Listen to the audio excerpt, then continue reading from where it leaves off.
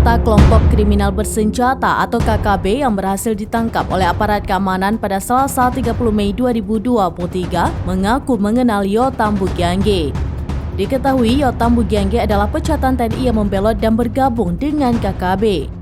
Kelima orang tersebut sebelumnya ditangkap di Kabupaten Nogolait, Distrik Kenyam, Kabupaten Duga, Papua Pegunungan. Mereka diduga anggota KKB.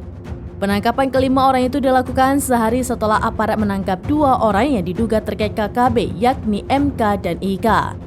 Di mana satu di antara dua orang tersebut masuk dalam daftar pencarian orang atau DPO kasus pembunuhan 11 warga di Kampung Nogolait pada Juli 2022. Kapolres Duga AKBP Rio Alexander Penelewen mengungkapkan kelima orang yang ditangkap itu adalah PB, AK, DB, JK, dan PK. PK melarikan diri sehingga tidak sempat ditahan. Masing-masing orang yang ditangkap telah diambil keterangannya dan semuanya mengenal sosok Yotam Bugiangge.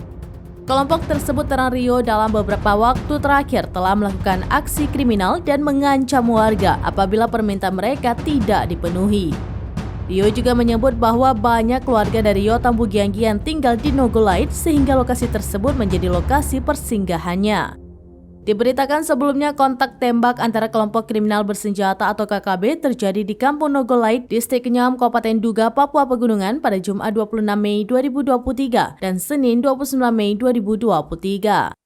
Aparat keamanan kemudian berhasil menangkap anggota KKB berinisial MK yang diduga ikut terlibat dalam aksi pembunuhan 11 warga di Kampung Nogolait pada September 2022.